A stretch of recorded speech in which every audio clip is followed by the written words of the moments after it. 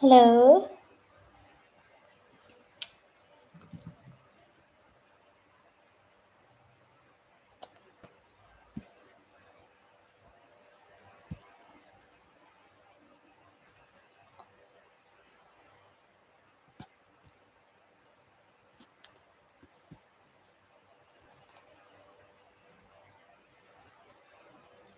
So today I'm here to talk about my testimony when it comes to this kingdom spouse or God ordained spouse or prodigal spouse journey, whatever you may know it as, or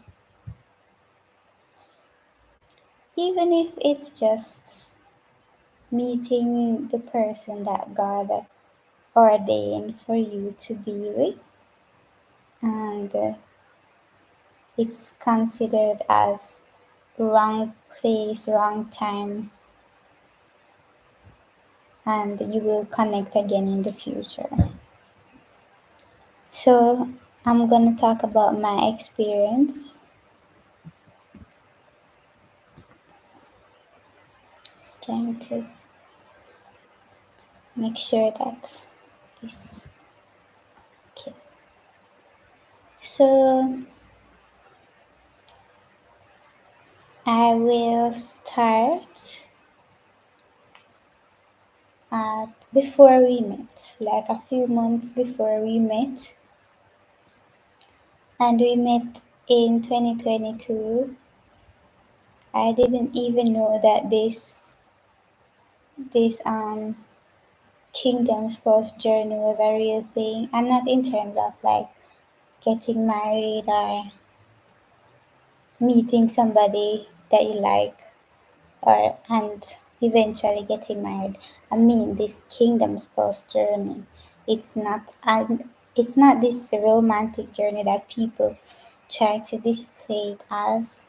It's not just that. It's not really about that. It's about you as an individual coming back to God and giving your life to God and surrendering your life to His will, and another person being on the journey with you that is either going to be your wife or your husband.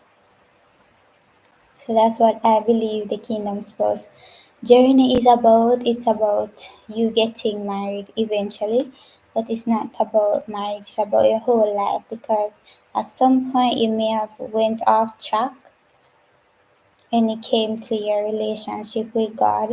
And God used this journey not to bring only you to Him, but somebody else. For me, I am not married. I've never been married. So some people in this journey, they are that will be a prodigal spouse situation,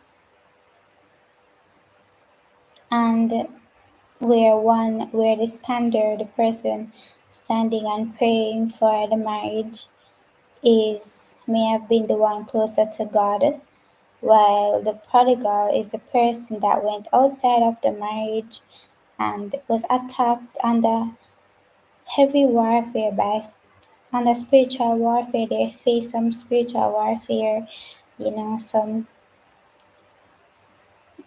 whatever influence may have come over them, but it's an attack from the enemy to get them off track when it comes to God. But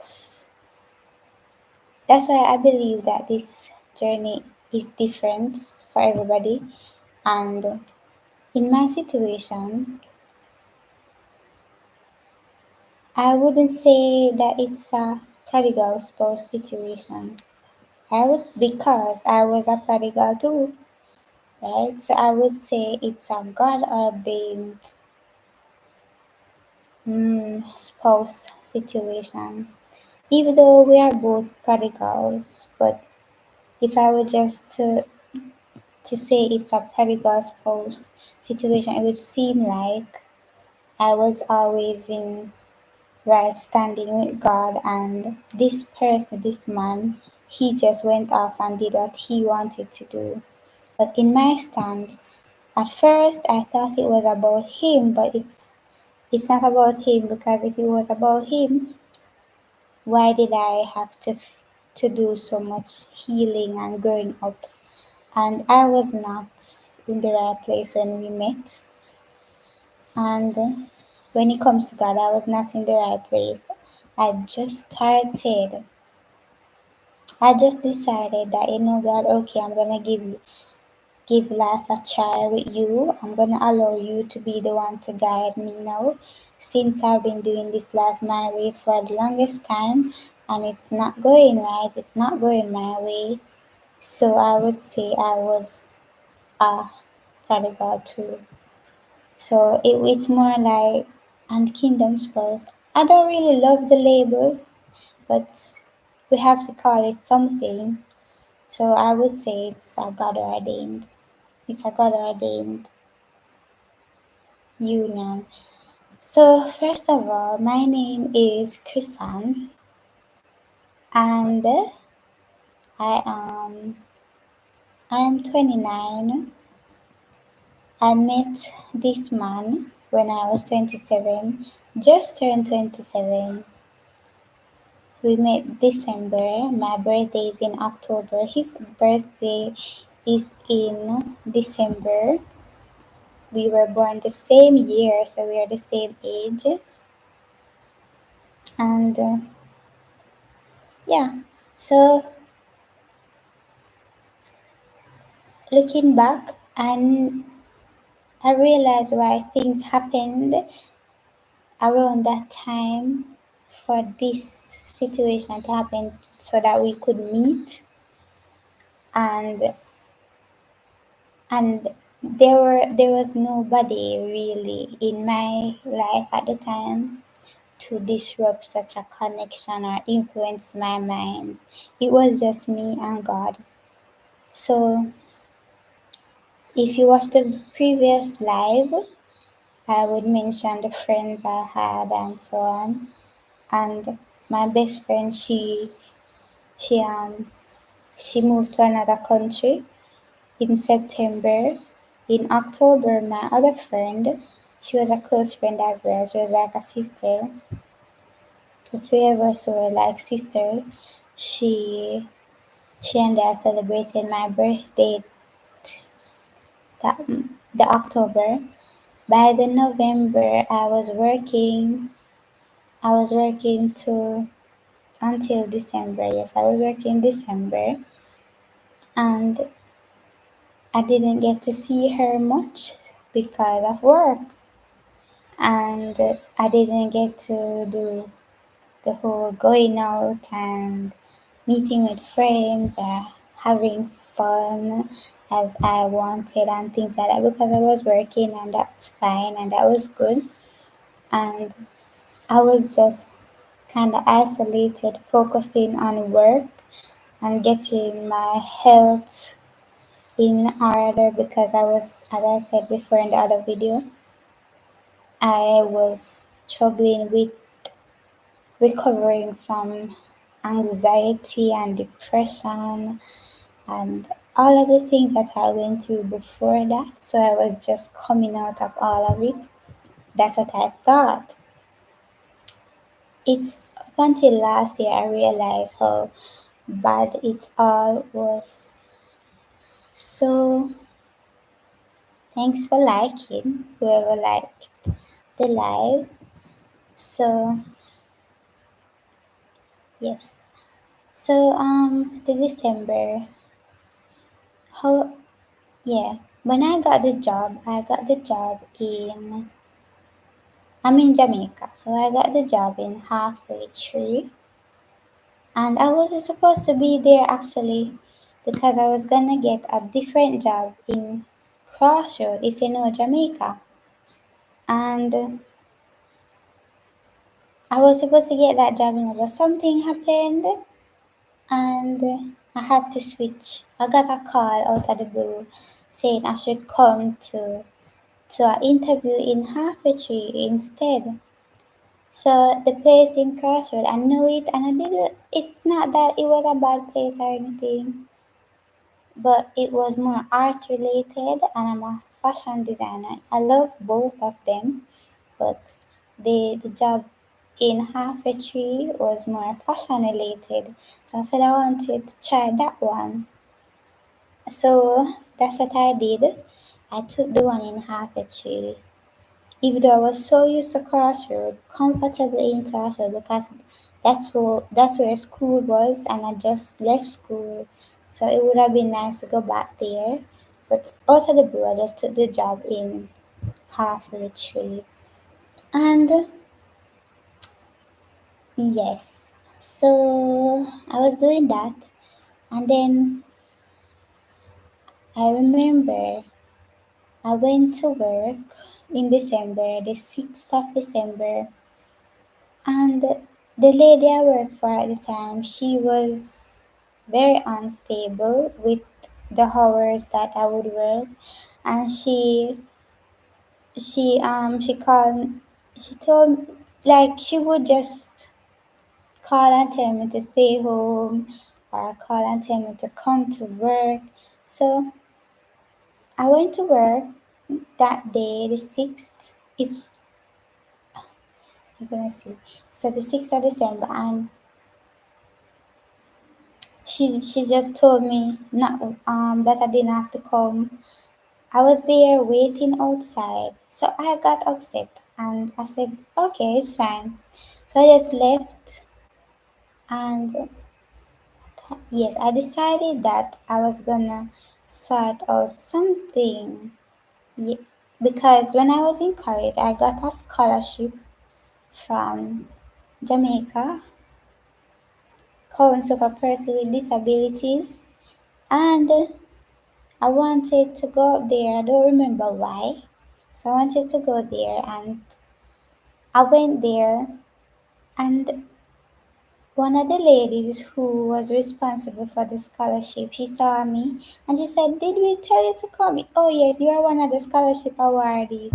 I didn't know what she was talking about, but she she and some students who got the scholarship, because I already got the scholarship and I finished school, but there were other students there, and we all just got in this car and we went to this venue. They were having a,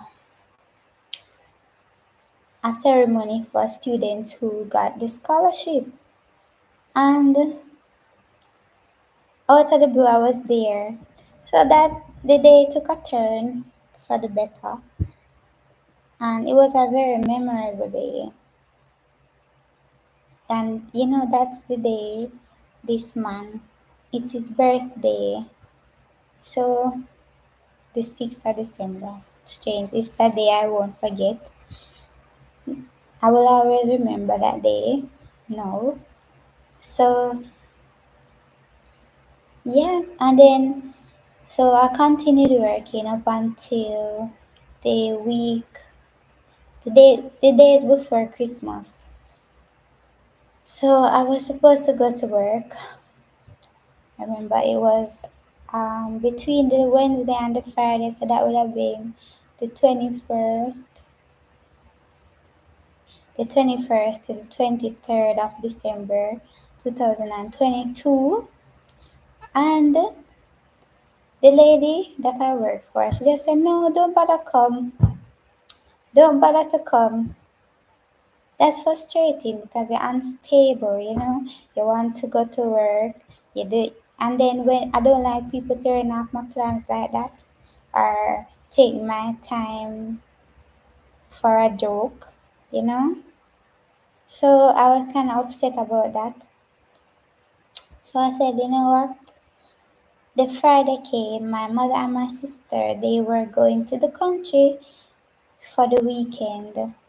Or no, not for the weekend, just for the Friday and the Saturday. So I would have went with them, but I had something to. I said, I'm gonna stay here in Kingston, and I want my hair. I needed to go and do my hair. and I just took the day for me. And I had a appointment for a pedi, so I did that in a half a tree. I was late for the appointment, right? And for the hair appointments, it was close to the nail salon. So the lady that did my pedi, she introduced me to one of the stylist, the hairstylist, and she just did my hair. I didn't want to be in half a tree for too long because when I'm supposed to travel home now in a taxi, if I get to the station too late, the bus station, the crowd there is awful. I would have to fight to get in a vehicle, and I was not going to do that. I never do that. All of the vehicles can drive, leave me, and go. I'm not gonna struggle to get in a taxi. Never. So, hi for whoever is watching. Um, so I left the hair salon late, probably after 4. Yeah. So I hurried to get to the taxi stand, and I was there thinking that I'm not gonna get a taxi. But I was there for a little while, and about 3 taxis left. I was getting annoyed because I'm saying, geez, I'm here for so long now and I cannot get a taxi. And I said, the next one, I'm gonna go in it. So I didn't even have to move from where I was standing. I just saw a car come park right in front of me, and I was eager to go in the car. Now. I just wanted to see who the driver was, and this young man, came out, and I saw him pulling up his pants. I didn't take much. I didn't really pay much attention, but I just say he looked in my mind. I say he looks familiar, and the first thoughts I had that he's a, in Jamaican term, bad boy. I come out of the car drawing up his pants, and in face seriousness, like him not play, joke with people like that. So I just walked up to him and I said, "Are you like?" No, I didn't. I just asked him the location, and he nodded his head, and yeah. So I just go run at the taxi, the door. So it's a 7-seater. I didn't go to the front. The taxi was empty. I did not go to the front because I'm slim. I don't I don't go to the front. Next thing them tell me say, "You too slim, go around at the back," cause they prefer thick girls go to the front of the taxi.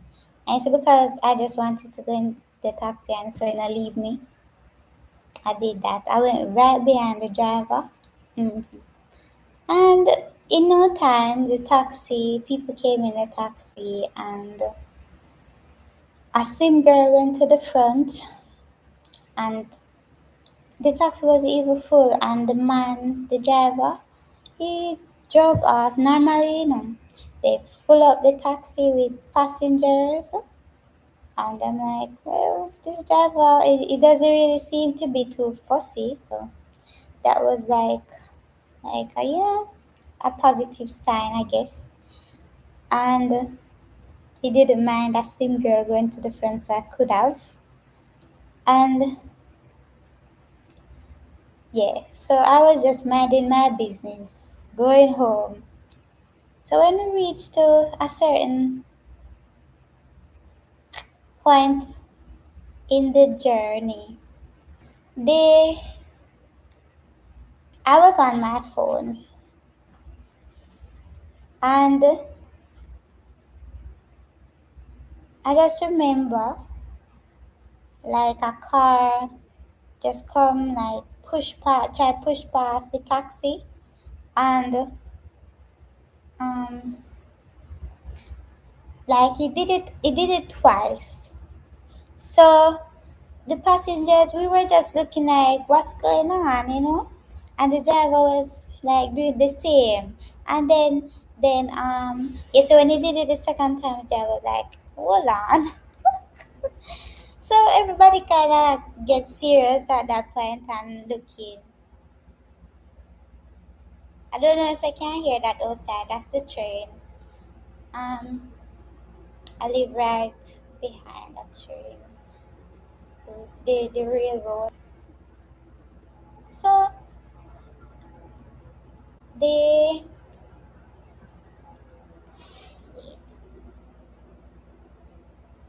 so yeah. After that, the drivers come out of the car because there was no space for the other car to push past, and then because the man hit the taxi with his car, it's zero. So the driver come out of the taxi and he was like, "Oh, I threw me a taxi man." Because yeah, it's because he's a taxi man. That's why the other driver felt like he could do that, and nobody would like he would be in the wrong because it's a taxi. And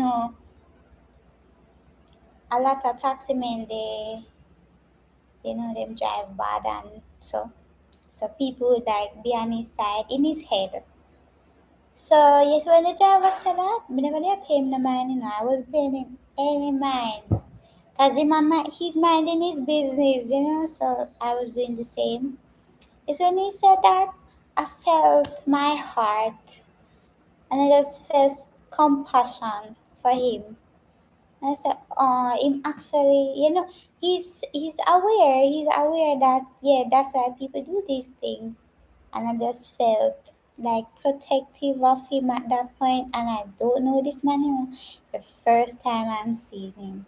No, the first time like I think I'm taking his taxi, but we never talked before or anything, and I never saw him in half a tree. That was just the only time. First time. I probably saw him before because, as I said, he looked familiar. I don't know. But, yeah. Um, so he said, let's go to the station, I think, to the other driver. And he got back in the car. And then, when we reached to the stoplight, no, the other driver was gonna drive off. So he said, wait to us because he said we could come out of the car. I was gonna come out, everybody was gonna come out. And yeah, so that didn't happen because the other driver was going to drive away. So he turned the car, went straight to the police station, probably like a minute away. And so when we got to the police station, no, he did not say anything. You know what impressed me? He didn't say anything. He didn't curse. He didn't get angry. Nothing. I'm like, what kind of man is this? I was like proud of him. I don't know him. I was proud of him though. And because normally the money are just angry and them awful and them arrogant and them love cuss and go on bad. I'm talking about men in general, not just taxi men. I guess that's the kind of men I'm used to being around. Cause if it was my father, no, if my cousin go on bad, I have to wonder if him and people are going at things. So that was different seeing somebody, he must be upset, but he's not arguing, which is good. So, um, yeah, when we got to the station, he just came out of the car and went into the station with the other guy, and they're doing whatever they're doing. And people, they came out of the car. It was a Friday evening. I was overthinking then, so a lot of things was going through my mind. Friday evening, I would have to walk all the way around there so I could get another taxi. I was lazy, taking all of that, and then I'm not going home to do anything. I was the only one at home. So what's the point? And then the side of the taxi I was sitting on, it's kind of hard to come out of that side here, so I can't bother. Then um, two men, an old man was sitting in the middle, and a young guy was over there.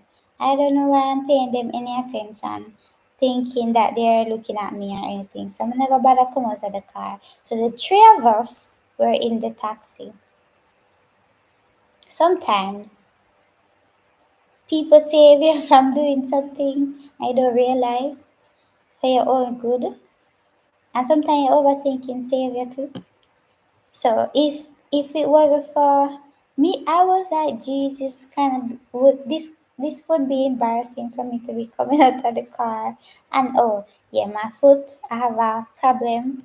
And I said, geez, I'm gonna struggle to come out of this car. I can't bother. And then I go look for me. So that at that time, yeah, I used to think like that. No, I don't really care. So I stayed in the car, and then the so it was just the three of us. The girl at the front left, everybody at the back left. It was just the three of us. And then I also figured that maybe, most likely this man is gonna need somebody to account for what happened. So I stayed. He's probably gonna need some help. So I stayed. So yeah, and that was fun for me. So another thing though, he was going back and forth between the car and the police station, and he didn't say anything. Hi. Gorgeous. How are you? So he he didn't say anything to us passengers. I wasn't really looking at us. It's because I was at the corner seat. I saw him going in and out of the police station, and he would just glance at me or so.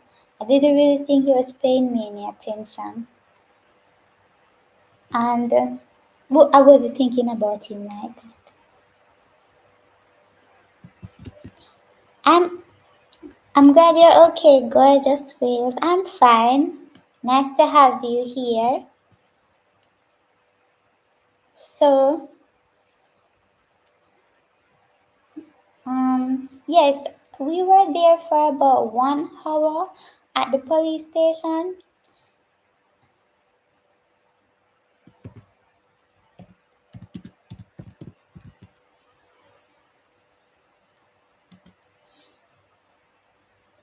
Yeah, so after a while, a, a police officer came in and asked how what happened.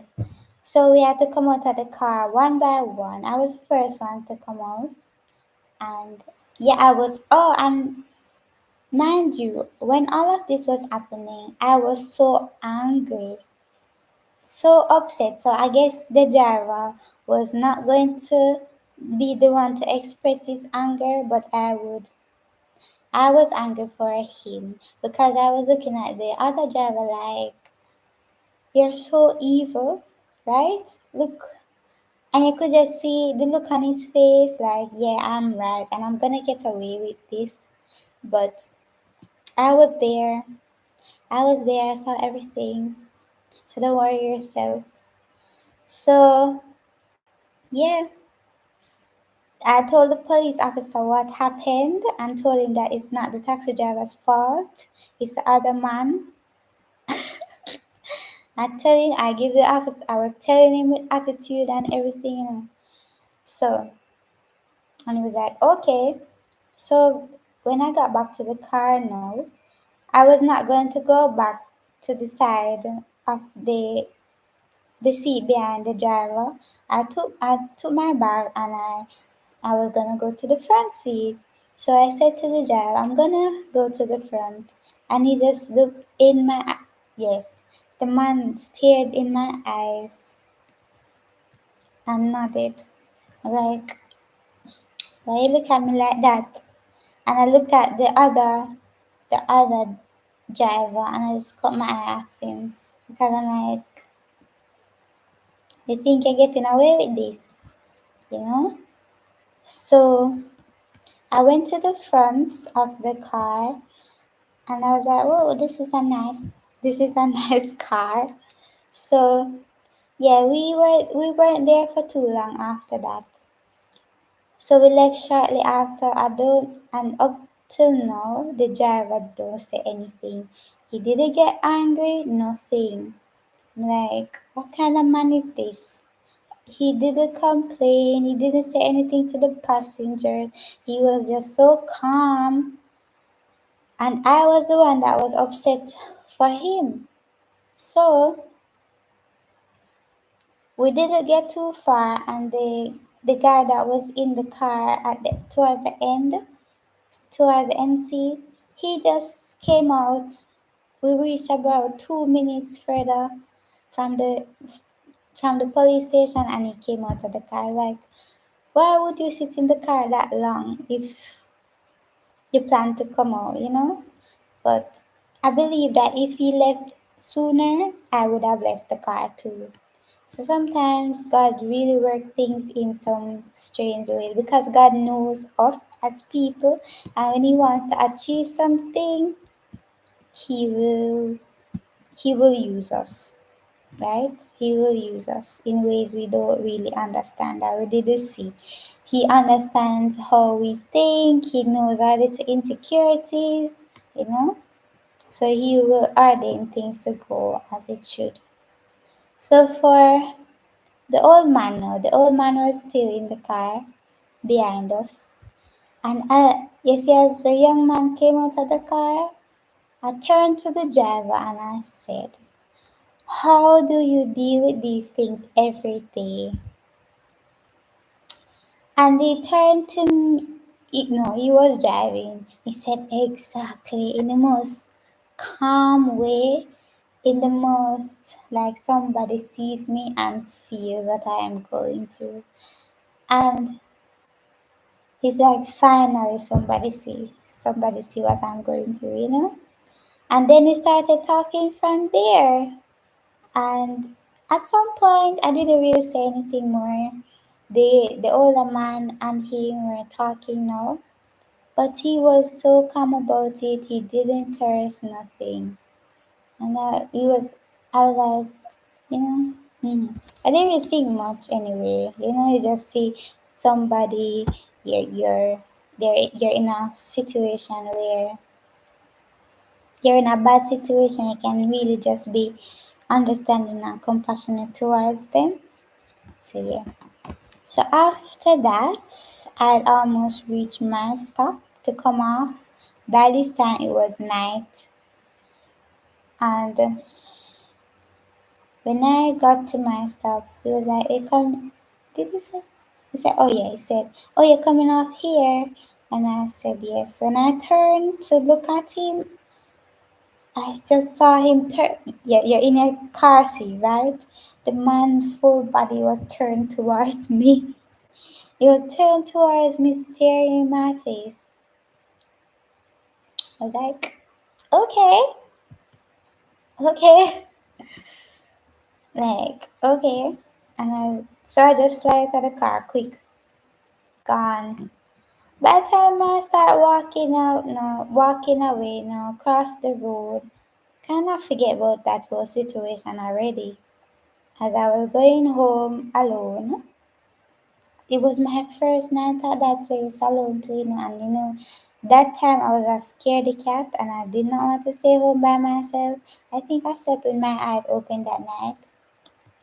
So so yeah, when I reached across the road now, I heard someone calling, hey, or what, I don't remember what it's saying, but in Jamaica we say psst. if you're calling somebody. You see, I didn't think it was for me because I don't talk to people and people don't really do that to me. I don't know anybody who would be out at night calling to me like that anyway, so I didn't look back. But when it got low now and it was going on for a little while, I turned around and I saw the taxi driver walking towards me. I'm like, I started laughing because, like, what? Like, in my mind, I said, the man come out, the man leave the passenger in the car and come off, come calling after me. So I was smiling and laughing. I don't do that because when it came to men, I don't really talk to them like that unless I know them. And I don't laugh with them, especially strangers. And a man like him who you would look at and think he's intimidating to be laughing like that. I don't know what came over me. So he came across the road and he's like, "Can I have your number?" And I smiled and I gave it to him. I don't do that. And hear me. Oh yes, if you need a witness, because I thought it was because of the situation that just happened, he would need somebody in case. And I was laughing and I gave him my number and I told him my name and I was like, yeah, bye, and laughing. I don't do that. So yeah, by the time I turned my back and I was walking home now. I was like, to myself, I was like, what is that? What just happened? You know? But it was funny how we left the passenger in the car. That's the funny part. So what happened after that? Yes, by the time I reached home,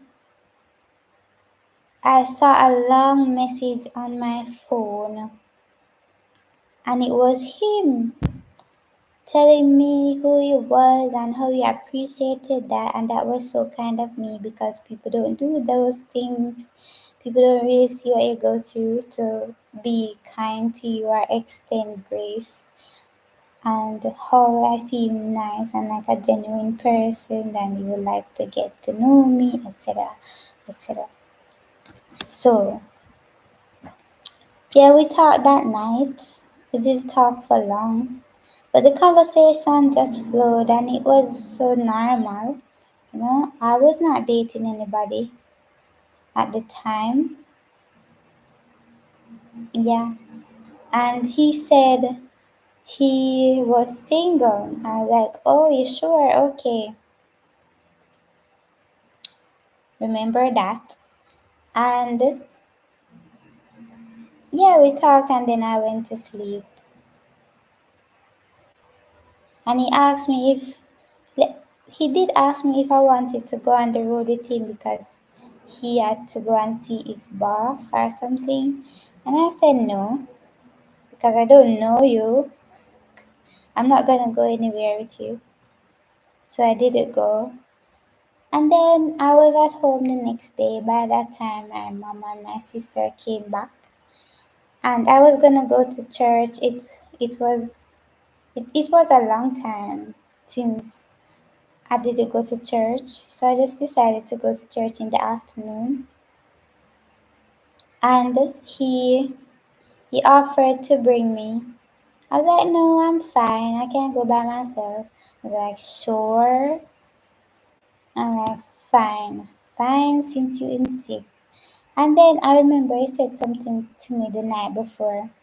He asked me if I think he asked me something, but my response was, "No, I'm fine with being alone. I don't really need anybody." I was in my mind, I was fine. I was not really the relationship type of girl or dating or anything. Just minding my business. So I was like, what does this man know about me? Why you keep asking me if I'm sure? Like, you know something, you know? And so, yes, he brought me. I walked to the bus stop, and I did not want him to know where I lived. So I just walked to the bus stop so he would pick me up there because I don't know him. And I was standing there for a little while, not long. And then I saw him coming in his car, but the car almost drove past me. And but he did stop at my feet, but he almost drove past me. And he said, "You look so pretty. I didn't even know it was you." And he said, "I almost drove past you." And so when I go in the car and sit down, I was wearing a white dress that day. And yes, I was looking pretty. And I was wearing a white dress. It was a new dress.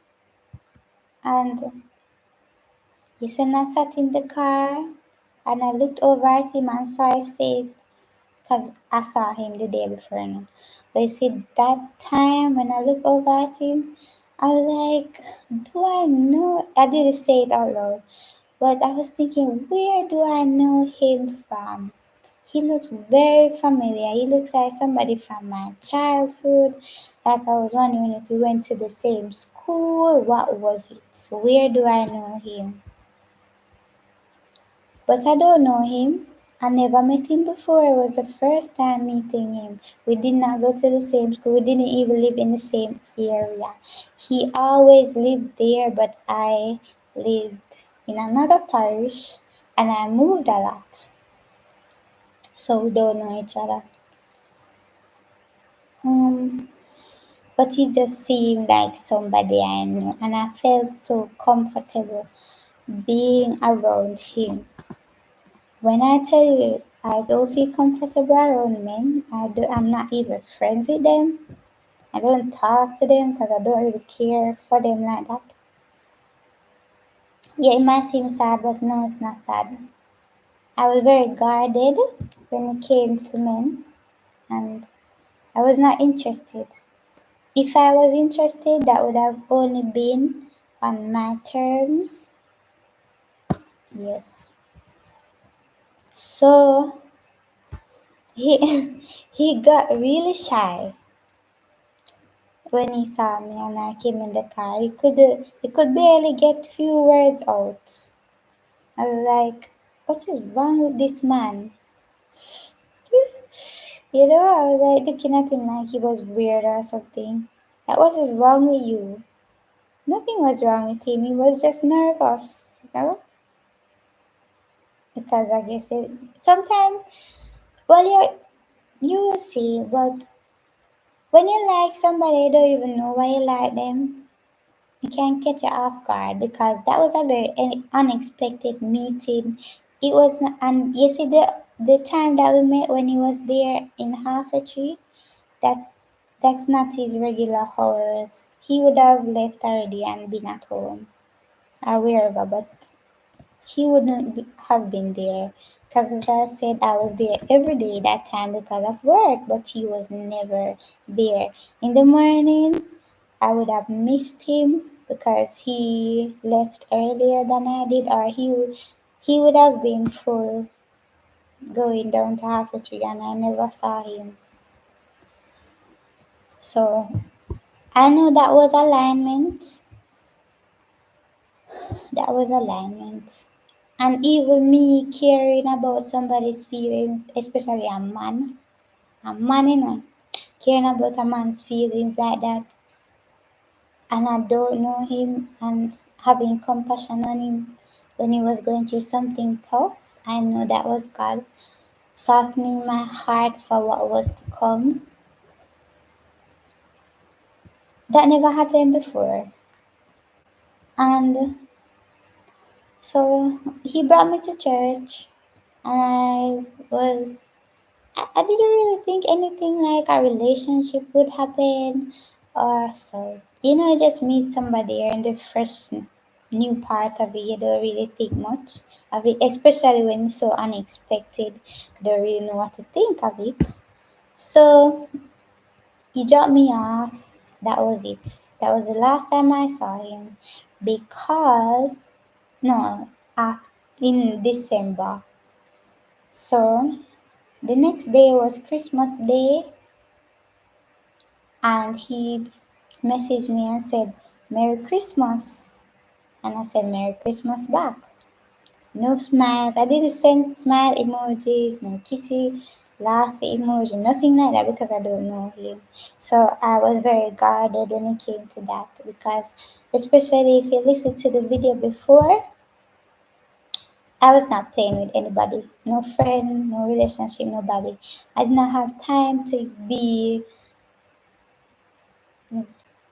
nice, you know, anything like that. I did not have time for that. So I was, in a way, I was going to see what he was here for, like, but I just didn't have it in me to be too mean because, yes, because of the experience, what I saw in him the day before, how he was kind and he wasn't angry. I was not too rough, too mean, and tell him, listen, I'm not looking for it, because I normally do that. You see, the first day, the first interaction, I used to be like, listen, I'm not in the talking with you, or no, I'm not looking for no really, I'm gonna just run him long time. I didn't do that. I was rather in a slow motion move, taking it easy on him. But I was still like, don't play with me. Don't play with me. I was ready. I was waiting. So yeah. And oh yes, we had a conversation the night when he brought me to church. We talked that night. You see, in Jamaica, our men overall, I think that's the side. That's when the reality of the situation and who he was as a person started kicking in him because I asked him about it, after, and he said he thought I stayed in the car because I liked him. I did not know him, but that's what he was thinking. And when you think somebody like you, a lot of men, they tend to move very fast and want to get physical. So he didn't ask me about that, but the conversation came up, and I guess he heard my view on it, and he was like, "Well, I'm not in that space yet." So I was trying to like fix my relationship with God and do what's right for me, what's best for me. And I was like, "Well, I'm not going to sleep around anybody," and he didn't ask me to do anything with him, but the conversation came up and we had to talk about it. It came up rather quickly, but yeah, he was not wasting no time. I see. So I told him I'm not gonna do that, and I did not tell him I was a virgin or anything. I told him there was somebody, but nothing really happened. Because I don't know you, I'm not going to tell you all of my business. So, yeah, I guess he realized that if he was going to be with me, it would have been something serious. And I guess he was not ready for that, and that's fine. Because I was not ready for that either, because this caught me off guard. I was minding my own business. Yes. And then after he said, Merry Christmas, and I replied, we did not talk to each other again. Yes. But I saw him post a picture on his WhatsApp. He had a daughter, a little girl. She looked like about 1 or 2. I was like, oh. In my mind, I said, well, I guess the baby mother is somewhere near. That is trouble. I'm not getting in that. But he did say he was single, so I was like, okay, let me give him the benefit of the doubt and see. Yeah, but he didn't talk to me, and I did not talk to him either. I did not text him because I was not looking anybody, and I was not gonna run down no man. We don't know each other, so I don't even feel bad about that now. But then I was like, why would somebody do that? You see me unbothered, they come in my life, but I can't blame me for that. I can't blame me for any of the interaction because honestly, it was completely out of our hands. As I said, the way we met, it must have been God because the two of us have completely different timing and schedule. And how I even talk to him, I don't talk to men, I don't talk to people like that. So it must have been God who softened my heart there, you know. Then I moved on. I was like, yeah, he's gonna come back and he's gonna say something. And I know what I'm gonna do when he does. So by January now, I was working again with the same lady and I didn't delete the messages or anything um, because I wanted the number to know who texts me. So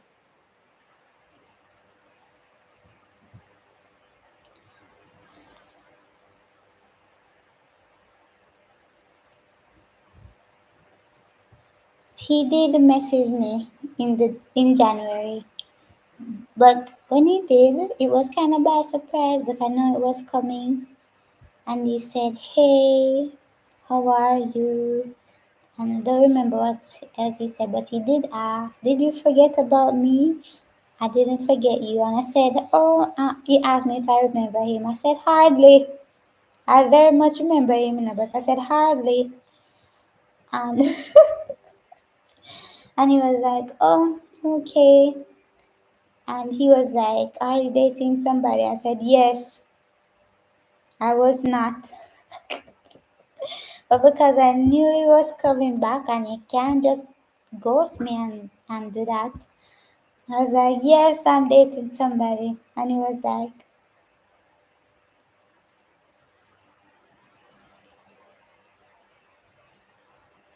"Thank you so much for that. Yes, it's important to wait on God. I don't want to regret getting married to anybody. I want to get married once, and it's not even because I want to get married because I didn't want to get married.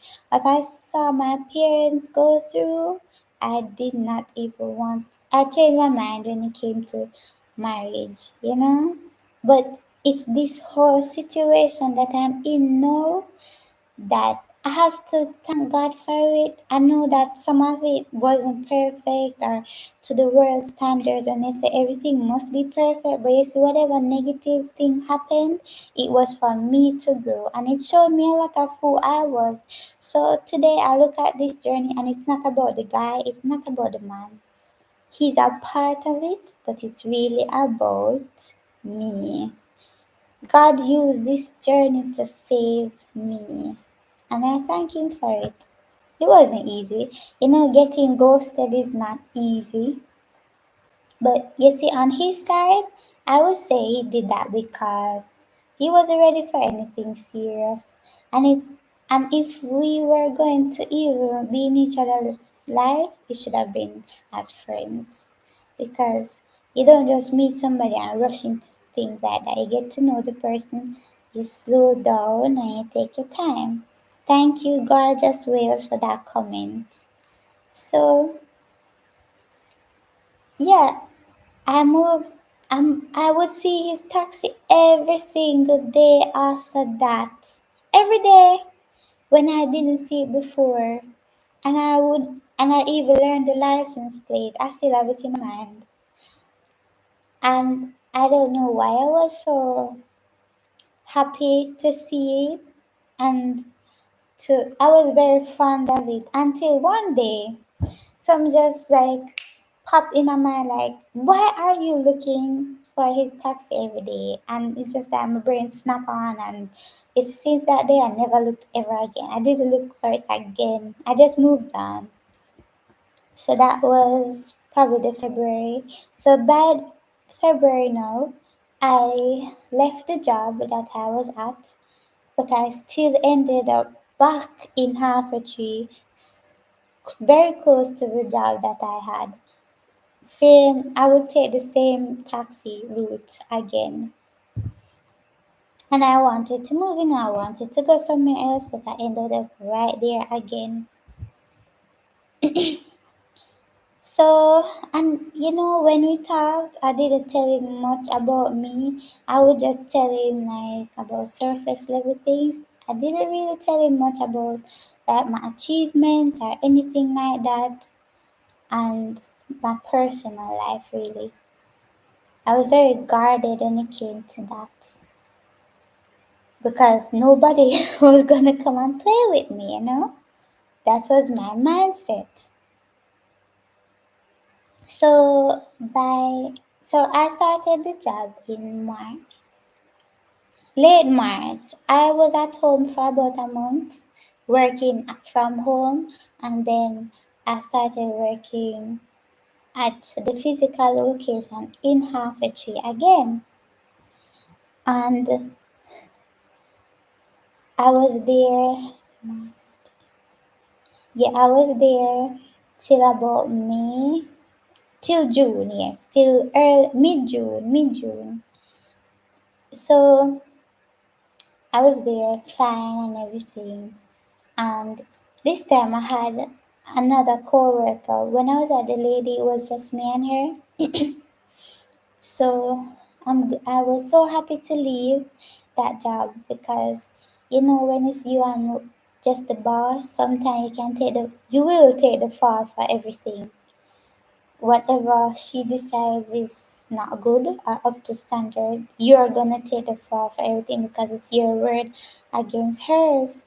So at the new job, I had another coworker. That boss, he was okay. Like the lady, they were both Christians, but it wasn't so good working, especially with the lady, you know. But I remember something that she said to me that I will always remember. We were talking about church one day, and at the time I was still struggling with the church thing, going to church, because I didn't hate church, I just didn't love the people. When you go to church hurt, it's not a nice thing. So I was like, I was talking to her and she said, stop, it's about you. It's about you. Stop worrying about the people. It's not about them. What do you want for yourself? You know? It's your relationship with God. And if you sit down and watch them and worry about what they are saying, how are you gonna benefit? How are you going to grow? And that kind of changed things for me, and that's when I started going to church more often. And I'm so grateful for that conversation. Even though I left the job on a negative note, I walked away with that. So that was good. And then now I was at this new place, this new job, and I had company, I had a co-worker, and she's nice. She's still my friend today, an older lady. And the timing there, the hours were still kind of weird because the boss, he was from another parish, so he wasn't there all the time. So we weren't required to be at work every day. So, and the hours, if we leave, it would be late, really late. So I remember now in May, by May, I was like, God, why no man not talk to me? Why don't they approach me? Am I invisible? I was wondering, am I invisible? Why isn't anybody seeing me? So, and I'm a pretty girl, I think. So nobody would talk to me and like, got something wrong? And I started to feel lonely because by this time now, the one friend I had, that friendship now I see God had to separate us. It was my doing though that, because to me the friendship was becoming really toxic and it was kind of taking a toll on me because everything just kind of made me uncomfortable. Even if she wasn't trying to do that, no, I see that she was hurt from her past relationships with friends. So she treated me in a way where she felt like I was not trustworthy. Even though I very much proved that I'm your friend and I have your back. I'm not gonna hurt you. You know, so to me, the friendship was becoming toxic and I couldn't deal with it anymore. So we just, how I ended the friendship was bad. I just stopped talking to her a couple days before her birthday party. No, the day on her of her birthday party, not on her birthday. But I was there for her birthday, you know. But on the day of the party, I didn't feel like going. Like my spirit was not gonna go. You know, when you feel like the energy is off with her and their friends, I was like, no, I'm not gonna go. My spirit does not want to be there, and I'm not going to go. And yeah, the friendship just ended right there. And you see, that time, those from February to May, it taught me something very deep in me. Like I put a lot of love into my friendships. I really love having good friends, good people around, because I want to be a good friend to you. But it taught me that I should be codependent and I shouldn't always feel like I need friends around or people around. I can't survive on my own with me and God, you know? Because now I had to find my own routine. I wouldn't have anybody on the phone to text. I would just have to do something, just be on my own for a while, you know? I was isolated, so it was just me focusing on me. And sometimes we need that. Sometimes we need that because there were no distractions, no space to do anything either because I was working, no space to go and spend money and waste it on idle things, drinking. I told you that I experimented with smoking and cigarettes and all that. I don't, you see, when you give God a yes, I tell God, right, and God will strip away those friendships because He might bring them back, but if it's not a friend for you that will be positive, will be a positive influence on your life, He's gonna take them. He's gonna take them away. And now I see that, you see, if I was friends with her when this guy came back into my life and I told her about it, she would have been, no, why are you talking to somebody like that? And, you know, I would have probably put her opinion above what God was guiding me to do. And that's never a good thing. I didn't have anybody in my ears to say anything, just me and God. And it can feel lonely, but it's what we need. Sometimes it's what we need. So I'm grateful that God removed her when He did. And we're not close friends now because God did restore things between us. Because you see, this journey, it made me look into myself a lot, why I did the things I did, and forgiveness, repentance, being accountable for what you do. So yes, she was wrong, yes, when it came to being toxic and just not trusting anybody and being unkind and saying mean things and doing things that will hurt people that love you, you know. But how I ended the friendship was wrong on my part. So God did guide me to apologize, and today we are cool because she knows I was a good friend. She knows that we were we were like sisters. She knows that, and we did make up, but we're not close again. I haven't seen her since then, but I do interact with her on social media sometimes. So, but that's it. And yeah, so in May now, I I remember the day he actually came back in my life. I was at work. I didn't want to go to work. I didn't really have to go to work, but the boss said, "Well, a shipment is coming in, a delivery, and he wanted me to be there because somebody had to be there to receive it." Okay, so for the whole day, I sat down waiting for the delivery guys to come. Nobody came. I was just staring out in space by myself. Yes, nobody. And I was like, I'm not going to go home late and struggle to get a taxi. So I think it was after 1 p.m. in the afternoon. I messaged him and asked him if I can leave now. And he said, yes, yes, yes, you can go home.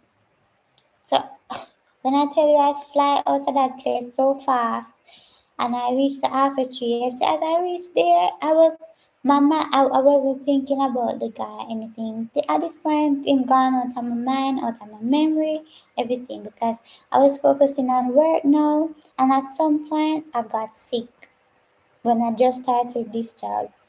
So, you see, whenever I get sick, sometimes you really don't have time to think about the things of things in life that really don't mean much. It just seem like a waste of time, or something that's not right in front of you right now. You just put what's important right before you, and at that point, my health was important, so nothing else really. I wasn't thinking about anything else. So yes, when I reached the bus stop, I was standing. I looked down where the taxi stand was. I stood there and I saw the taxi man, and I didn't see him, but I was just in my own space, and I just saw somebody calling towards me, right? And I glanced over and I was like, "Oh, it's him!" In my mind, I said that. "Oh, it's him!" And he looked friendly, and he looked really tall, and he was just calling me like he knew me or something, like me and him my friend, cause me and him, I'm not your friend, you ghosted me, don't talk to me. So all of a sudden I just got attitude, you know. And then I just felt my legs started walking towards him, and I stopped and I looked down at them like, you're betraying me now, you know. I just feel like I was floating for a second. And when I looked down and looked at my feet, I saw him looking at them too, and then looking in my face. So I kind of felt embarrassed. I don't know why. So I just walked off, and he said, he was like showing me where to go in the car, and I said, I can't sit there. And he was like, okay. So I stood outside of the car until somebody else came. But while he was trying to get someone else to come in the car, I was just staring back and forth at him. I was just looking at him, you know, I wasn't thinking much. But I was fond of him. I don't know why. I, was, I didn't think much of it. I even, cause he has a little belly, like him have a little bit of weight. I'm like, wait, in my mind, I was like, I felt like I would walk up to him and poke him and like, where you get this from? Like, why you get so much weight?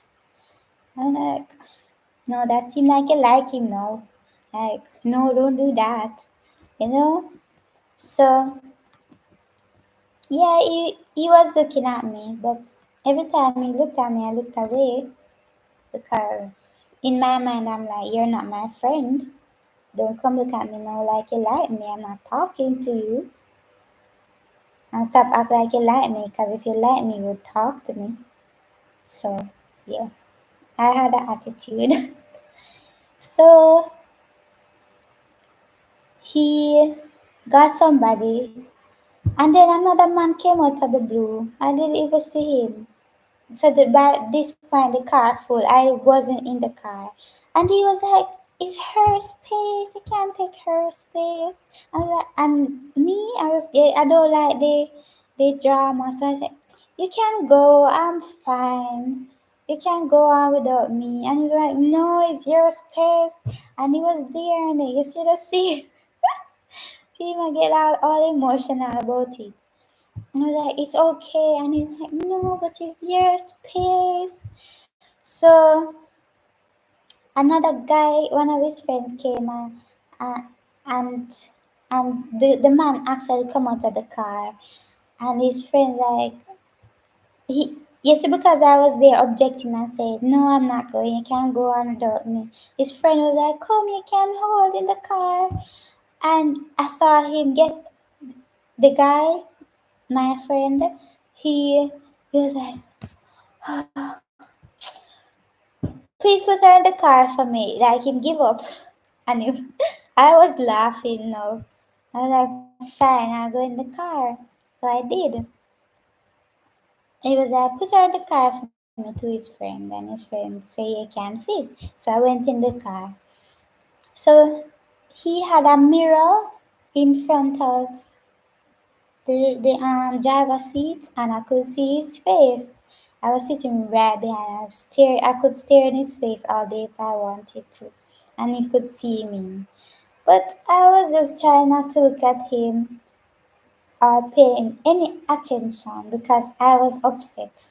I don't know why I was upset.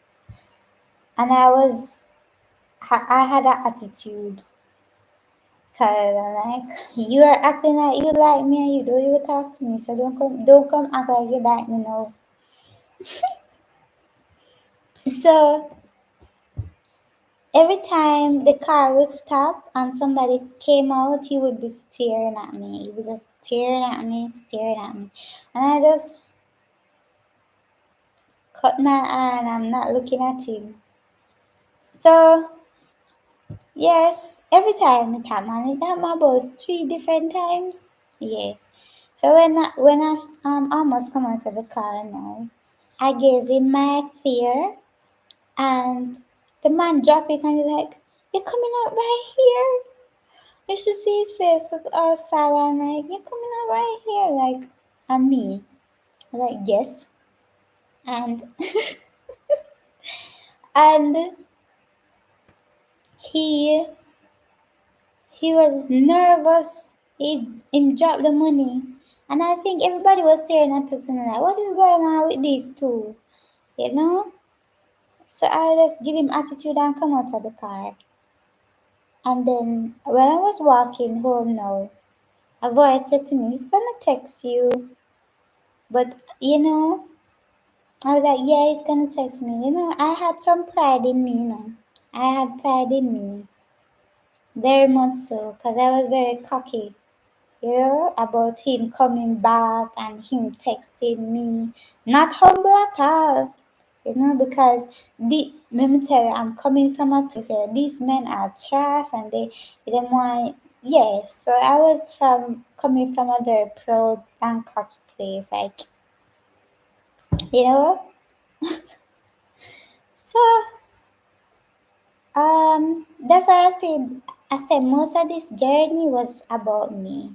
At first I thought it was about him, but no, man. I had some ways in me that if it wasn't for him, or wasn't for this journey, I don't know. God would have used something else to get it out. By God's grace. That's why I say, even if it was hurtful and he did some things that was hurtful, I'm not paying that man no mind. Between this is between him and God. You see all of those things that he did, he's gonna pay for it. That is between him and God. Because you see me, I had to go to God about everything I did. Not only in this journey, but in life. So God will hold all of us accountable for our own sins, and how we treat other people. So he did message me that day, soon after too. When soon after I got home, and he apologized. No, he apologized. No, not wait. He did, but not right there. He was like explaining to me that it was nice seeing me again, and he didn't forget about me. Long message, I love the long message then because I like when people talk to me. I love the communication. I love that part. So, so he sent me long messages. I love reading them. Soft on my little heart. So that was good, and I was me now with the attitude. I was like, so this is how you're gonna come in and out of my life. And he was like, no. And then this is when he apologized, like, sorry, and sorry for doing that. And then we started talking again as friends, of course. But we did obviously like each other.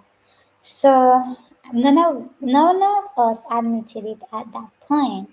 But we did obviously like each other. It was like we like each other from the first time we meet or something. Because it was so genuine. There was no, we didn't know each other to like be mean or be unkind. So I guess it was okay. So we talk, we catch up a little bit, and we were friends again. So that was a Thursday, I think. Yeah. And I think we talked, yes, the 24 hours passed. And I remember I did not understand WhatsApp timer. I did not understand the timer on WhatsApp. So he had on the timer. I didn't really understand what that meant. And I wake up like 24 hours later and I don't see my message them from him. The message gone. Oh, I was livid. I was so mad. I was upset. When I tell you I cuss him off, I cuss him off. I cuss him. And he didn't. He took it well. He took it well. So I see that, you see, he was probably operating from a genuine place then, but now I think because of his bad experiences now, he got worse, you know. But he was genuine because I was going on bad. I was gone bad. And he took it well. He turned off the timer. Every time he come on, he would turn it off back. And he didn't argue with me, none of that. So I was the one with the attitude and everything.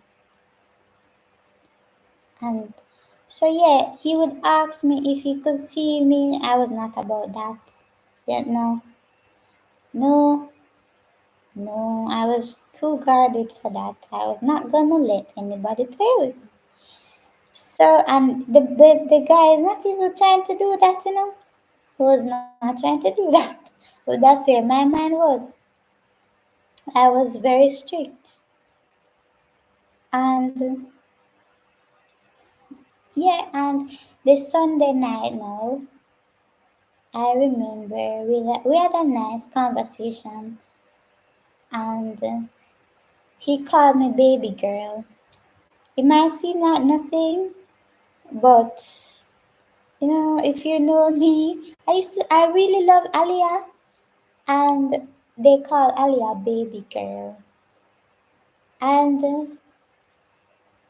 it was just something I used to always love, baby girl. And he said it, and it was just like, he did something sometime that I wonder, how did he know that? How did he know that I like that, or I do that, or I think that way, you know? So sometimes I used to just wonder why. And it's like he did some things in small ways that they weren't always grand gestures or anything, but it was very much me and what I like, and he would do those things. Thank you, gorgeous whales. Take care and thanks for watching. Bless you. Take care. I appreciate you being here. So, yes, I disappeared after that. I didn't talk to him for 4 days. Like, that was too much. I will see you again when you call whenever I'm live, and you can watch the videos. Thank you. See you next time. So, yeah, I disappeared because that was kind of too emotional for me, the whole conversation and everything. Like, I felt like we were getting a bit too close. Slow down, and this emotional thing, I couldn't bother to like jump in that yet. I was not ready for that. But he really seemed to like me, and I was not ready for that. I didn't know why I felt that way, but I just did. I felt like I don't know why I push people away, and I feel like once they would see that part of me, they would want to continue. And that's why I didn't really take him too serious, and I would slow things down. So, because I know that I would probably just up and leave one day, and I didn't know why I was like that, because I did that with friends too. So I didn't message him for 4 days, and I was like, well, if you want to talk to me, you will talk to me. And I just kept very busy. And then on the fourth day, I said, well, it's okay. I guess I can just say hi. And he was over there crashing out like, I thought you liked me. I don't talk to people or so. And I was ready to cuss him off again. I tell you, I was ready for him to cuss. Of course, he could have messaged me, but he was probably wondering if I was interested because I did not interact with him at all. No? And I was trying to keep him at arm's length. For what reason, I don't know. So we started talking again, and he brought me to church this Saturday. I was late. I got to the bus stop late, even because I still didn't want him to know where I lived. I didn't tell him, so I told him I would meet him at the bus stop, and he didn't get upset, but he was struggling to say that. I could see the struggle to say that. I'm a person of time. I work with time, so he's afraid of confrontation. Even though I wouldn't have gotten upset or anything, but I guess he's afraid to tell people, especially women, that how he feels. So I told him sorry and I will answer, you know? Yeah, and I didn't make it a big issue.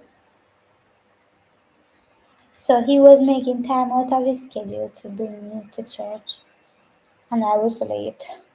And he didn't get upset. And up until that point, oh, we never hug or anything. And I remember him saying, asking if he could get a hug. He would have liked a hug in one of the messages. And I said okay, or like okay, not okay as in oh I'm gonna hug you, but oh okay, I understand. So when I saw him that day, the Saturday, I asked him, "Do you want a hug?" And he was like, his face light up. I was like, "Yeah." So I hugged him, and him feel really nice. Him feel so soft and nice and strong, like a big teddy bear. So yeah, and me little, I'm little, and I'm slim. So yeah, that was sweet. And he was joking because I was saying, "Oh, I'm the only one here," because I was the first person to reach at church because we had something special that day, and I was the first person to reach, and he's like, "You're the only one here," and I was like, yeah. That we used to just get each other. The conversation used to flow. It was nice and it was simple. It was off. It wasn't nothing too dramatic or extra. You just feel like you're talking to a friend. He said it's like talking to yourself, and that's very much how it is. He describes us in a way where I didn't have words for at the time, but he had words for it.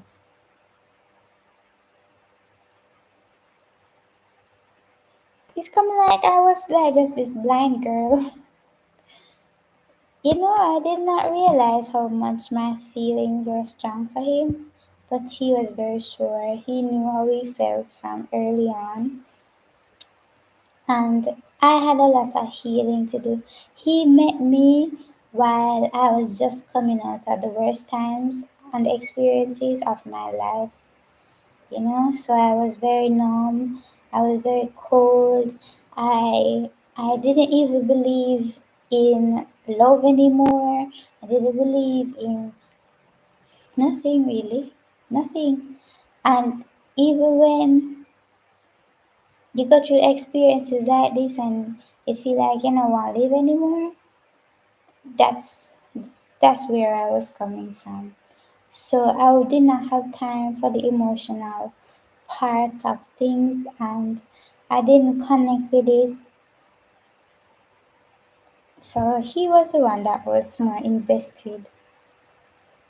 I just knew that I liked this person. Not like yet. I didn't even know that's how I was feeling. But I just liked his presence. I told him I liked his demeanor. He just very calm and seemed grounded and steady, and safe. Yes, that was the most important thing for me. He felt so safe, and I felt so girly. Yeah, I couldn't help but being around him and feel like a woman, and feel like not just a little girl or somebody naive, but he made me feel like I was a woman too.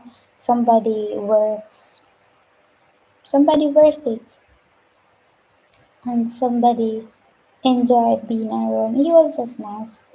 He was so nice, different from the experiences before, and he was so sweet, yeah, and kind and genuine. Yeah. So, and this is not a soft man. He's not soft. He's very much a man in the roughest. Cause let me tell you, you see these taxi men in Jamaica, them rough. And to be a taxi man, you have to be rough. You cannot be a walkover. You cannot be a pushover. You cannot be soft. And for you to survive in this life as a taxi man in Jamaica, especially when you're young. You're no soft. You're no soft person. You understand? So he's not that. But the way he was with me, I thought he was soft. I thought he was always this gentle, sweet guy. But maybe he was like that to me. But to the world, he was probably different. But he had integrity, and that's what I liked about him. That's what drew me in, and that's why I liked him. He wasn't pretentious. He was very authentic. He was himself. He was kind to me. Yes, he did things that hurt. The ghosting thing. Yeah. But now I know why he did that. He's avoidant. He's avoidant. And I was very avoidant as well. You see, I remember when I was in grade 10. You see, karma is real, Karma is very real. So, when I was in grade 10, I had a boyfriend, right? That was my first boyfriend. He was a year younger than me. I was about 15 and he was 13. Yeah. No, not 15. I was 14 and he was 13. And we were together for 10 months. And that together was over the phone. So we would talk every day, you know. We never kissed, nothing. Never went out on a date, nothing, just text. When we used to have 100 text messages, yeah, that's how we would talk every day. And I never me look him, I did not look no man. I was minding my business. And I had my phone in my pocket. And he took out my phone. I was like, where I touch my phone? Because we were in the same school bus. And him did a hot boy, not like the popular one, but he was another cool one. Same like the guy now. Another cool one, kinda quiet, kinda easy to miss, but still I don't miss them. But when they're not there, their presence is missed. And it's just that quiet one that's strong, at the back. But he's a nice one, but he's very unassuming. Don't play with him. So I realized that I do have a type. I do have a type. And it's very much the first boyfriend, this guy. And I remember in fifth form, I did like a guy, and he was like this as well. The quiet, we call it the quiet bad boy. That's a good boy that with a good heart. Yeah. And funny enough, I asked God for that. That's what I prayed for. I must be careful what you pray for. You might get it. I was joking though. I was like, oh, because in my mind, God will never grant me something like that. But when you like what you like what you like, and God knows what you like. So your heart will wish for it before your brain wish for it. So yeah. The guy now though, he doesn't think he's my type because now he sees me as too good for him and that I can do better with somebody better, which is sad.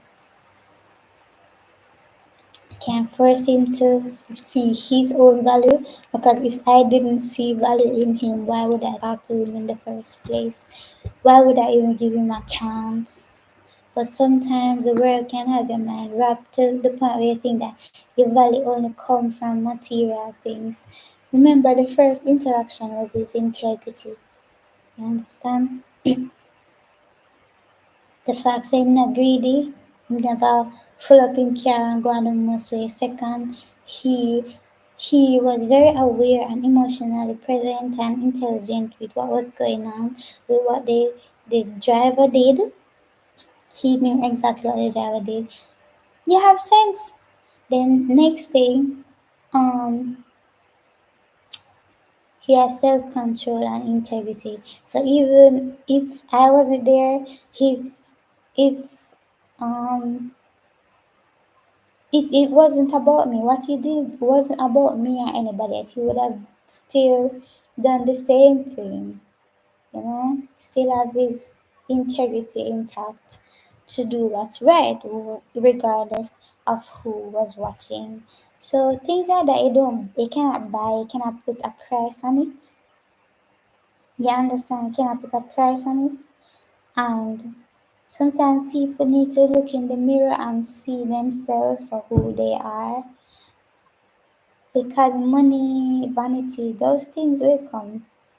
Those things do come and those things will pass away. There's a saying in Jamaica. Um, wait. So I should know it. Um, I'm mixing it up with another thing. I'm gonna want something confusing. Um, sure, I don't remember it. But yeah, basically, a good character will never leave. You will always be there. People always remember you for it. But money, those things come and go. They do. Money flows. You can't hold on tight to money. It comes and it goes. But your character is forever. You understand? You might do something wrong today, but do something better tomorrow. Always choose to do better. None of us are perfect, and God knows that. The only perfect person was Jesus. Why would you? We can't hold ourselves up to Jesus' standard. He says we should try to be like Him, but He knows that even if we can't, we must just try. You think God can reward you if you don't try? No, what is He rewarding? Just try. That's it. Sorry. Just try to be better, and you will. You understand? And God blesses your efforts. Yes? So, money, house, land, car, that will all come. Because I remember talking to the same guy last year, and he said to me about marriage. We don't have money, car, house, but just the love we have for each other. Why we want to get married? And I told him that we'll all come. And look, if he was not so busy worrying about his insecurities, the house did come, the money is coming, the money is there because God said He will supply all our needs. I'm not hungry, and I sure know He's not starving neither. No, the car will come, all of that. So it's up to Him to decide if He's gonna sit down and let all of these things that He cannot control, because God gives and God takes away, if He's gonna allow that to keep him back from what God is trying to give him, because the ho- the blessing can be right here, all of the blessing, all of the things he needs, but God is not gonna bless us outside him. You think God was gonna bless me when I felt like I want to live my life how I wanted to live it? Maybe I would have been successful at some point, but what would I have lost? I would have lost my soul. You understand? And would I be happy today? No. If I stayed in this fashion industry in Jamaica, working how I s- see it fit, how the way I think it should go, I would not have been happy. I was not happy then, but I am happy now. Why? Because I'm trying to do things God's way and not my own way. God is not trying to punish me. This is exactly what God was trying to give me all along. Happiness. All of the happiness that I thought wasn't mine to have. It was right. Everything I thought that I wanted was in God. So if at any point I felt like I knew what was best for me and think that this God thing is a hold down, or this God thing you have to start off a different way, I've never felt more like myself and more accepted. You understand? And more loved. God loves me, God loves all of us, and He wants you to be yourself. How you don't know that this behavior, this characteristic, this thing that I like, not come from God? Everything I like, I see I liked it because God put it in me. I was the one listening to other people like they know me more than God knows me. God knows me, they don't know me.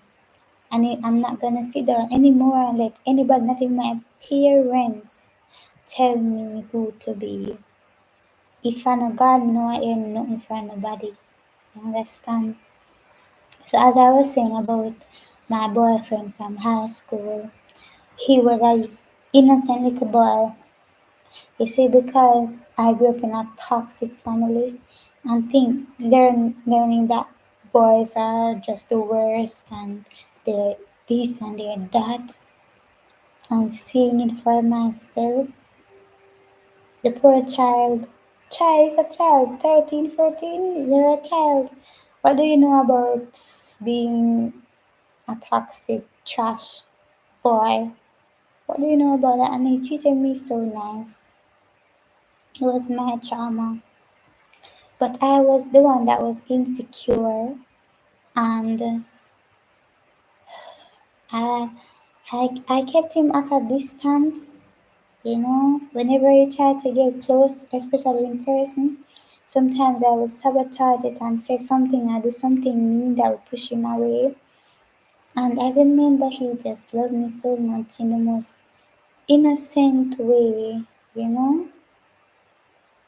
He was just a child. And I left him probably in the most hurtful way you could break somebody's young heart. And I remember I was going on a trip with my family, and the phone, I lost the phone. I did not find the phone again. And because my father found out like probably a few weeks before that I was talking to him, I was so scared that daddy was gonna cuss him, or, threaten him because he did that with my sister and her first boyfriend. And I was like, I don't want that to happen to him. I don't want daddy to scare him away. And I don't, because I really liked him. There was no way for me to do that. And I was just scared of daddy. And I was also scared of being with somebody and people knowing that I was with somebody, because in my family they kind of shame you for it, like, yeah, boyfriend. And I think it's just probably a Jamaican thing. Oh, yeah, boyfriend, you better start the things, and you better start the that. You better start sex, and you better bring the pig. And so I felt a lot of shame for it.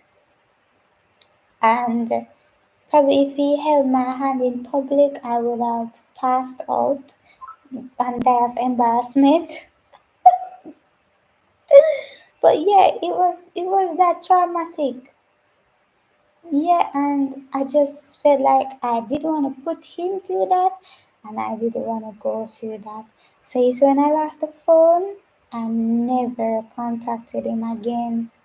I felt so bad about it and I never forgot it.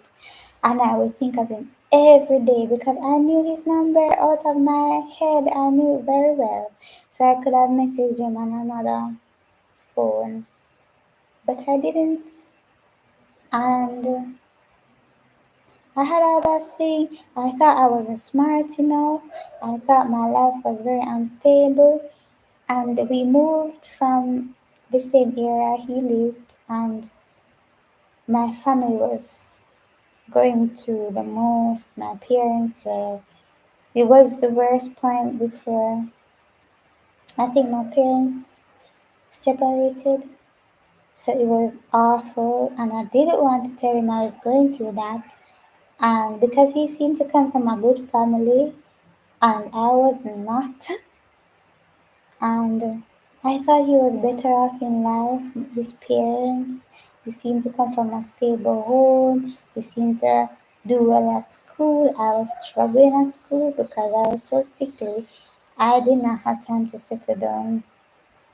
I didn't want to tell him how I did in my exams, things like that. So it was everything. I was wondering, why would you talk to a girl like me? A girl, because in grade 10, I just came back from doing surgery and I was walking with crutches at school. And he saw me, he liked me, and he,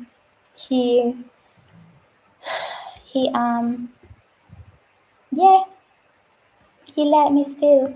I was like, why do you like me? Why do you like a girl like me? And I know I was pretty, but honestly, being pretty is what's the, it just looks to me like you don't get a reward for being pretty. You don't. Life is not better. Life is not less painful. It's just it's just a blessing that you're not ugly on top of all of those things that you're going through. In my mind, and because you see, I've seen people hate me because I'm pretty. Like, the one little thing I have, why you want that too? The one thing I want from you, why you want that for? The one thing you just want to take that from me too? Jeez, you see people who are doctor, people who have everything in our life, stop talking to me because I'm pretty. And I'm like, girl, if you only knew that this looks of mine, that's how I felt. Like, this is the only thing I have. You have two good legs to walk on. You don't have to worry about your future, your career. I have to struggle and I feel like I have to start all over again because I missed out on so much of my life, which I felt so isolated in life. Like I lost so much, and the one little thing I have my looks. You want that too? The one little thing to make people at least say hello. At least she's not a lost cause. You want that too? Like wow. So yeah, he was really nice, and that kind of surprised me because he made those years those months very comforting, And I that was and for 10, 15, how many years ago that was. I always remembered him, thought good of him. You just have somebody in your mind, in love with them for much years, but at the same time, you will never reach out. You will never make it right. And I did reach out in fifth form, so yeah, in grade 11, I reached out. I followed him on Facebook, I think, and we started talking for a very short time. And he asked why I did that. And I think I explained some of it, but not to the extent. I probably covered it up. Yeah, I told him that I lost the phone. And he said, but you didn't know my number. You could have called me. I made an excuse. And guess what this girl did? I ghosted him again. So, yes, when this man know, come on and do the same thing to me. That was my karma. So yeah, I felt it, man. I felt it, and it wrecked me. It wrecked me. It mashed up my head. But not only was it to show me what I did to somebody else, no, but why I did that in the first place. I had rejection and abandonment issues. I had I was very much avoidant as well. So it's not, you see, when you meet your match in life, when you meet the person who you mirror, hold up a mirror to you, oh, it's not gonna be pretty. It's not gonna be nice. So yeah, um, I saw him with a girl when I was in fifth form, and I did not say hi. He didn't see me. I was so mad, so jealous. I'm like, why is he talking to her? He seemed happy though. But what was he supposed to do? What was I doing but hurting him? And I avoided, we would have been in the same bus part because we would take the same bus. I would avoid him at all cost. Why? Because I felt like my life was trash and his life was too good for somebody like me. And I didn't want him to get in trouble with my dad, so I ran away and I loved him every day after that in silence.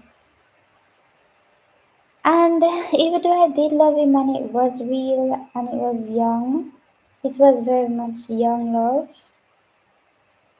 But you see, this love with this guy, that's real love, man. Oh God. Real love will mash you up, especially if you have trauma. It's not supposed to. But real love will heal you and show you everything that that you need to work on. So if I ever see that guy again, I would tell him sorry. And I really hope he met somebody who loves him and takes care of him because he does deserve that. He doesn't deserve somebody like me who is so mean, and go through so much. So that's why we need to heal as people. And you see, even if not only heal, be honest. Be honest. Stop, just take a chance and be honest, because if you really do care about the person, just tell them the truth, because you don't know. They might say, yes, I know all of that anyway, because look, he did know that I knew his number. They know, and things that were you might not be things that were somebody else. They love you, right? And they know that you might come with your thing because they come with theirs. And they love you regardless. Yes, so I still didn't deal with those things until I met this guy. So, and he was very much like a friend to me. I never really had a real man as a friend. I had male friends. But they were always at arm's length, or they were always, I just would quickly put them in a category: friend zone, my friend's boyfriend, my friend's something. Yeah, but I would put them in a box, never to come out. So this one I couldn't do that. This one took me off guard. So yeah, and that's really the beginning of the Kingdom Spouse journey testimony, because after that the next testimony would explore my traumas and why I behaved the way I did and the things I do, and how he reflected a very dirty mirror to me to show me that I had a lot of issues. And now I saw his issues as well, but now I'm at a place where I did the work with God, and I'm so grateful. And I hope he will, not for my sake, but for his sake, because I don't know why we're so afraid to face those things. Because you see, for me, I don't like going through bad things for too long, especially things I think that we can work on and fix. Just do it and get over it. Do it and get. It's not easy said or done, but if you want to come out on the next side, there is a next side. It's if for once I can survive death and even suicidal thoughts, I can survive anything. Because as it says, um, I can do all things through Christ who strengthens me. So, really and truly, yep. I'm sorry, young man, for what I did. You were just a child and you did not deserve that. Imagine how I break him heart. Imagine how I broke his little heart. No wonder me ever feel it so. Oh gosh, man. And you can believe every day after that I remember that boy. Hmm? Every day after that. And I was afraid for nothing. Because you see, I saw some pictures of him in his older years, and we were basically the same kind of person. He was just a regular boy. I think he's a teacher today. I'm a teacher too. I'm not saying we're meant to be, but we weren't that far apart when it came to our destiny or our life. I was just crazy, sick in my head. Because I'm not saying that he was meant to be, I don't think so, but it was not meant to hurt like that. I was not meant to hurt him like that, you know? Because we would have probably been separated anyway, but not like that, you know? This one, though, I believe what God said, and I will just wait and see what happens. I like him still. I love him even. I feel like it's not about feelings. You love somebody, you know when you love somebody. And I'm happy to have been through this and love because I didn't even know I could love. I didn't know that men had such deep feelings, but men really do love, you know?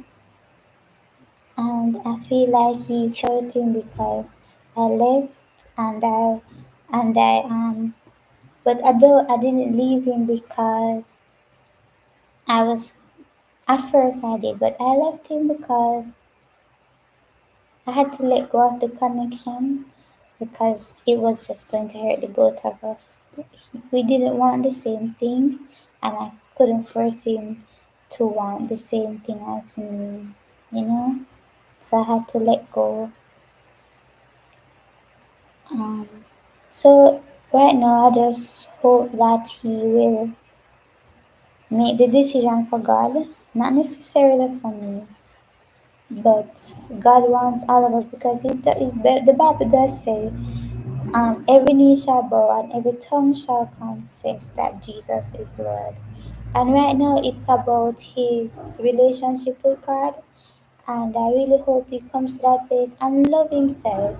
Love yourself. Because I don't know why I was so afraid to love me. I thought I was probably too broken, too damaged, especially with my family. And I hated men, hated myself because of my disability. Even my voice right now. I used to hate my voice.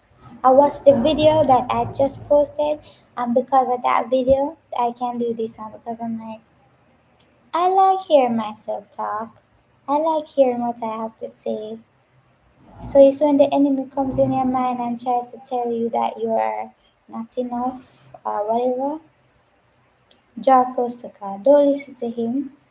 And yeah, God does have a plan for each of us, and just learn to love, try to love, work on yourself. God is at the end of it, and all of your blessings might be at the end of it too. you know, because I feel very blessed to have met this man and I'm so grateful. And I will tell you about us in a video, another video. So, bye. Bless you.